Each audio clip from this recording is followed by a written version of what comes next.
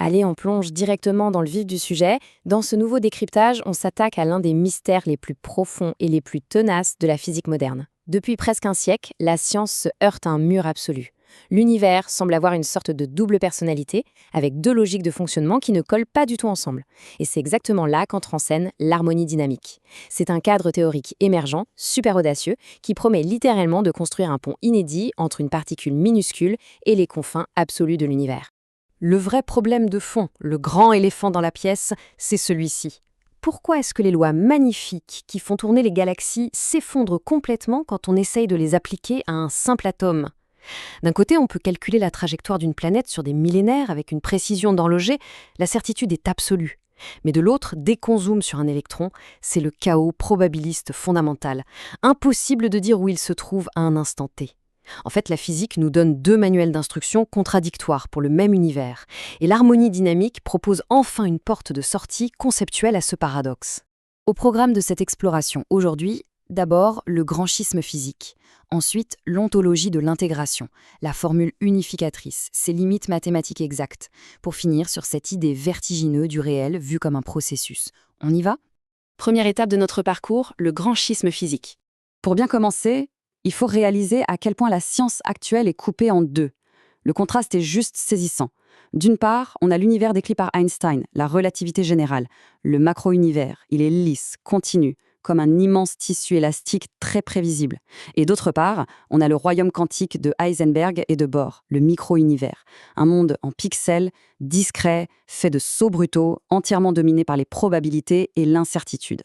Bref, ces deux visions se repoussent. C'est pour ça qu'un changement total de paradigme est inévitable.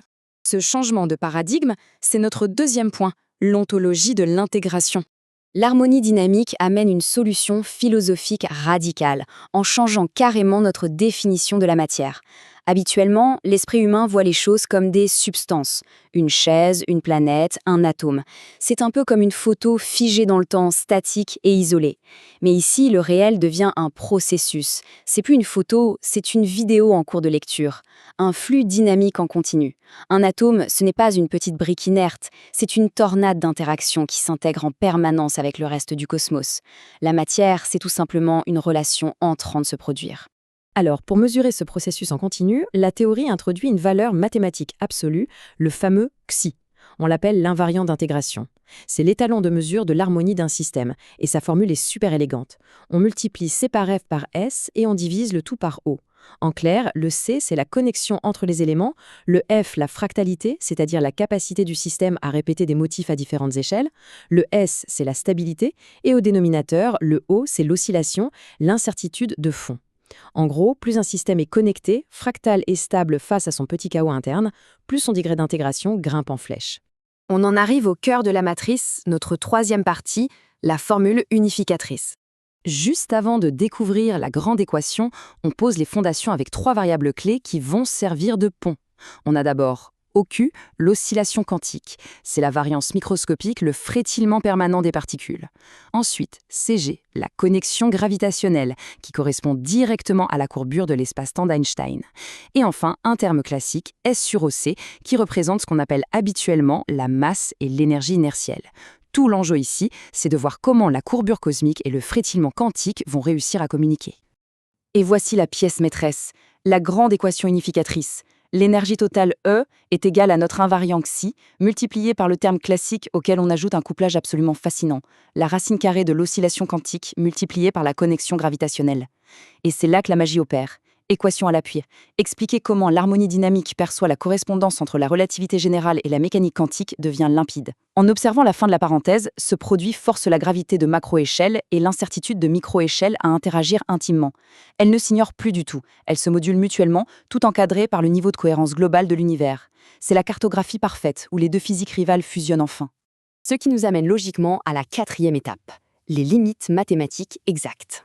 Il faut savoir que le crash test absolu pour toute nouvelle théorie unificatrice, c'est de réussir à retomber sur les anciennes lois quand on modifie ses paramètres. Eh bien, le test est réussi haut la main. Si on se place à l'échelle d'une galaxie, le régime macro, l'oscillation quantique tombe quasiment à zéro.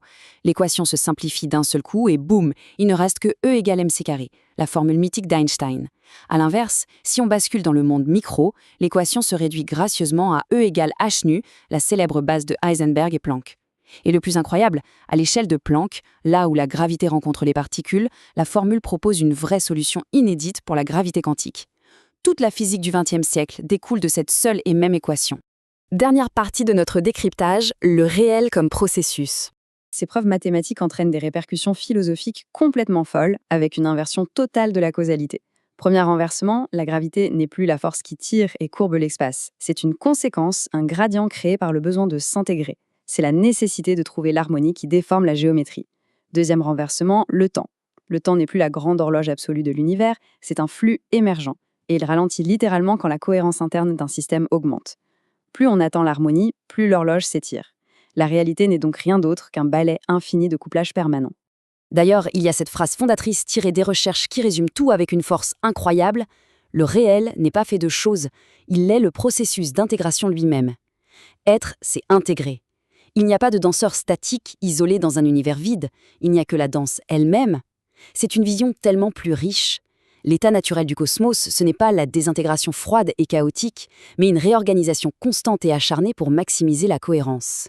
Tout ça nous laisse face à une interrogation de fond absolument fascinante. Si notre univers n'est pas un banal assemblage de petites briques inertes, mais une immense équation vivante qui cherche sans cesse l'intégration absolue, quel est le rôle de la conscience humaine là-dedans? Est-ce qu'on est juste un accident de parcours, une étincelle passagère, ou bien est-ce que la conscience est l'outil le plus abouti par lequel l'univers arrive enfin à se contempler et à s'intégrer à un niveau supérieur? Ça laisse vraiment songeur, et ça prouve que la grande quête de l'harmonie vient tout juste de commencer.